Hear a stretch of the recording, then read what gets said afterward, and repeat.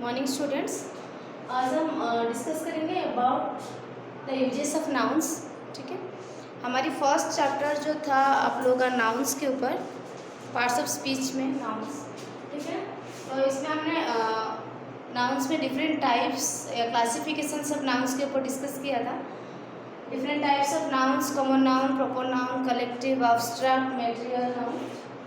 Then according to the numbers भी हमने इसको क्लासीफाई किया था, आपका काउंटेबल और अनकाउंटेबल नाउन। आज देखेंगे नाउन्स को हम किस तरह से यूज़ कर सकते हैं। फर्स्ट, नाउन्स को हम यूज़ करते हैं एज नॉमिनेटिव। ठीक है, नॉमिनेटिव केस एक होता है। सेकंड होता है आपका ऑब्जेक्टिव केस, और हम इसको एक्यूजिटिव भी बोलते हैं। नेक्स्ट आपका हो गया पॉजेसिव या ओनरशिप। नाउन्स को हम इन तीन कंडीशंस में यूज कर सकते हैं। फर्स्ट वन नॉमिनेटिव, ऑब्जेक्टिव और एक्यूजिटिव। देन हो गया आपका possessive. Nominative case, whenever a noun is used as a subject, जब आप नाउन को एज ए सब्जेक्ट यूज करते हैं देन हम इसको यूज करेंगे या बोलेंगे नाउन का जो यूज हुआ है उस सेंटेंस में एज ए नॉमिनेटिव केस। ठीक है, whenever a noun is used as a subject. ठीक है, देखो आपका बुक में बहुत अच्छी तरह से पूरा डिस्क्राइब करके दे रखा है। A noun is said to be nominative case if it is the subject of a verb. अगर एक वर्ब के सब्जेक्ट के तौर पे हम नाउन्स को यूज कर रहे हैं then it is the nominative case. For example है my parents take care of me. यहाँ पे नाउन हम यूज किए हैं माई पेरेंट्स, और यहाँ पे जो माई पेरेंट्स जो नाउन है आज हमने यूज किया है कैसे, एज ए सब्जेक्ट।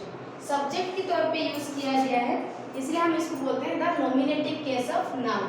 ठीक है, क्योंकि ये जो चैप्टर है इसमें हम यही डिस्कशन करने वाले हैं कि नाउन को हम कैसे कैसे यूज कर सकते हैं। तो फर्स्ट जो यूज था एज ए सब्जेक्ट, अगर एज ए सब्जेक्ट यूज करेंगे। सेकंड एग्जाम्पल बता दूँ, Mrs Pooja Sharma is the head of our school। ठीक है, तो यहाँ पे हमने जो सब्जेक्ट यूज किया है मिस्टर पूजा शर्मा, ये एक नाउन भी है, प्रॉपर नाउन है, स्पेसिफिक या पार्टिकुलर किसी का नाम मेंशन हुआ है। तो यहाँ पे हमने नाउन को यूज किया एज ए सब्जेक्ट, हेंस यहाँ पे जो नाउन का यूज है उसको हम बोलेंगे इन नॉमिनेटिव केस। तो जहाँ पे ओवरऑल ये पता चला कि जहाँ पे नाउन्स को हम सब्जेक्ट के तौर पे यूज करते हैं हम इसको नॉमिनेटिव केस बोलते हैं। देन आपका आता है ऑब्जेक्टिव। ऑब्जेक्टिव या एक्यूजिटिव बोलते हैं, जहाँ पे डेफिनेशन से ही पता चला है ऑब्जेक्टिव क्या होता है, when a noun is used as a object। Object अब आपका हो गया ऑब्जेक्ट ऑफ वर्ब्स और ऑब्जेक्ट ऑफ प्रीपोजिशंस। जहाँ पे नाउन को आज हम यूज करेंगे एज ए ऑब्जेक्ट, वो ऑब्जेक्ट जो होगा ऑब्जेक्ट ऑफ वर्ब भी हो सकता है जिसको हम डायरेक्ट ऑब्जेक्ट बोलते हैं, या object of prepositions indirect object बोलते हैं। ठीक है, तो जहाँ पे भी हम नाउन को यूज करेंगे, सपोज है they came late in the marriage. ठीक है, ये एक सेंटेंस है।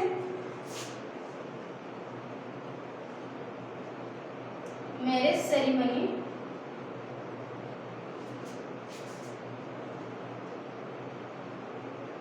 Is a common festival in India. ये दो टाइप के सेंटेंस है।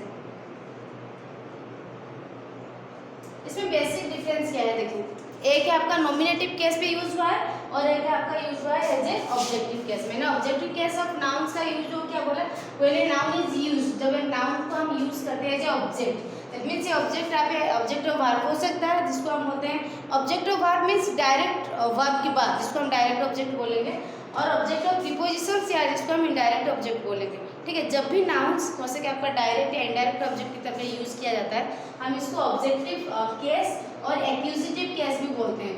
एक्यूजिटिव केस समझ में, तो फर्स्ट सेंटेंस में they came late in the marriage, वो लोग मैरिज शादी में लेट में आए।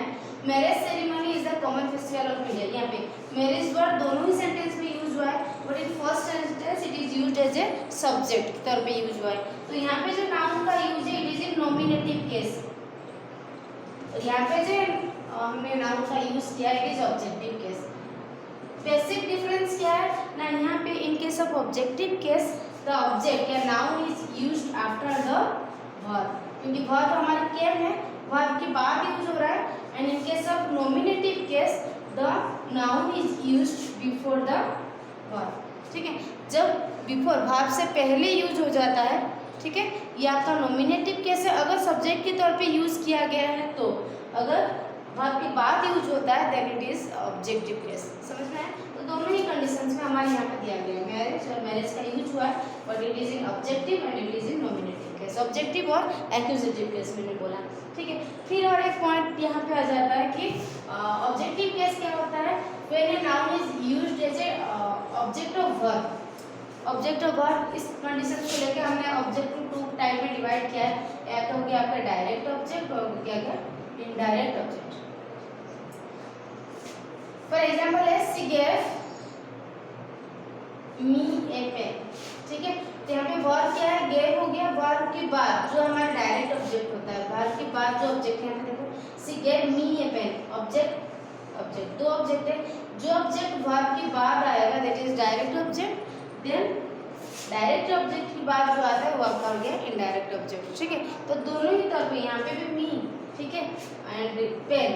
तो जिस कंडीशंस में आप चाहे डायरेक्ट ऑब्जेक्ट हो इनडायरेक्ट ऑब्जेक्ट हो, जब हम यूज़ करते हैं एज ए नाउन देन ये ऑब्जेक्टिव केस हो जाता है, चाहे आपका डायरेक्टिव हो, डायरेक्ट ऑब्जेक्ट हो या इनडायरेक्ट ऑब्जेक्ट हो, दोनों ही आपका डायरेक्ट ऑब्जेक्ट में आएगा या ऑब्जेक्टिव केस में आएगा या एक्यूजेटिव केस में आएगा।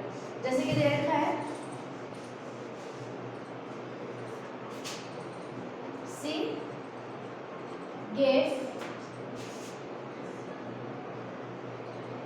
द मैनेजर ए फाइल, ठीक है, she gave the manager file. यहाँ पे वर्ब क्या है, गेव है, उसके बाद फर्स्ट नाउन आपका हो गया file, second manager and second noun हो गया ऑब्जेक्ट। तो ये फर्स्ट नाउन को जो कि डायरेक्टली तुम्हारा आया है, the action is received by the first object, ठीक है। गेव जो है उसने दिया, किसको दिया, मैनेजर को दिया। तो डायरेक्ट वर्ब के बाद जो ऑब्जेक्ट आपका पाया जाएगा वो डायरेक्ट ऑब्जेक्ट है, देन जो आएगा इट इज इनडायरेक्ट ऑब्जेक्ट है। चाहे आपका डायरेक्ट ऑब्जेक्ट हो इनडायरेक्ट ऑब्जेक्ट हो, जब नाउन एज ऑब्जेक्ट यूज होता है देन हम उसको ऑब्जेक्टिव केस या एक्यूजेटिव केस बोलते हैं, ठीक है। द नेक्स्ट कैटेगरी जब हम ऑब्जेक्ट को यूज करते हैं, सॉरी नाउन को, या आपका आ जाता है as a possessive, noun as possessive case.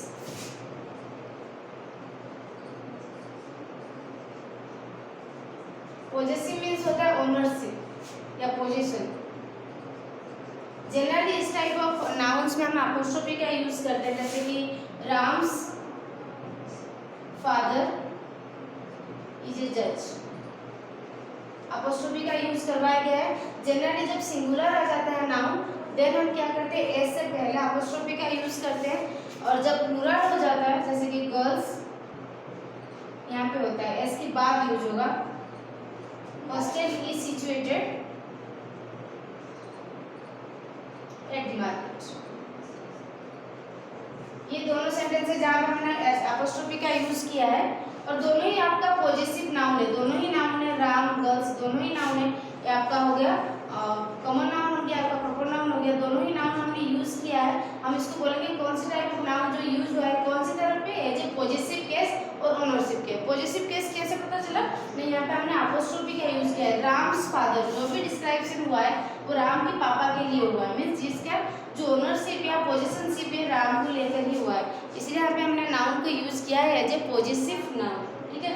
Ram's और अपोस्ट्रोफी लगाने के यूज किया है ना, जब हम अपोस्ट्रोफी यूज करते हैं आफ्टर सिंगुलर नाउन राम्स अकेला है तो एस से पहले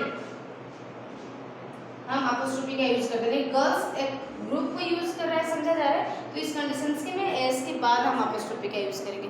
तो आज हमने डिस्कस किया नाउन को हम किस तरह से यूज कर सकते हैं, एज ए सब्जेक्ट यूज करेंगे it is nominative case, as a object use करेंगे whether it may be direct और इनडायरेक्ट इट इज ऑब्जेक्टिव और एक्यूजेटिव केस, जब ये पोजीशन की तरफ यूज करेंगे या अपोस्ट्रोफी का यूज होगा इट इज पॉजेसिव केस। तो ये था आपका पूरा डिटेल्स चैप्टर नाउन्स का, इसमें हमने नाउन का डेफिनेशंस देखा, the naming words of a place person thing is called nouns. Different types of noun, common noun, proper noun, collective noun, materials noun, abstract noun, concrete noun जिसको special noun बोलते हैं. Then according to number हमने singular और plural में भी है, countable और uncountable में कैटेगराइज किया है. फिर हमने देखा नाउन का हम किस तरह से यूज़ कर सकते हैं एज ए नॉमिनेटिव, ऑब्जेक्टिव और एक्यूजेटिव एंड पॉजेसिव. ठीक है, इस चैप्टर को कंप्लीट कीजिएगा, कोशिश कीजिएगा एक्सरसाइज को कवर करने के लिए. ठीक है, थैंक यू.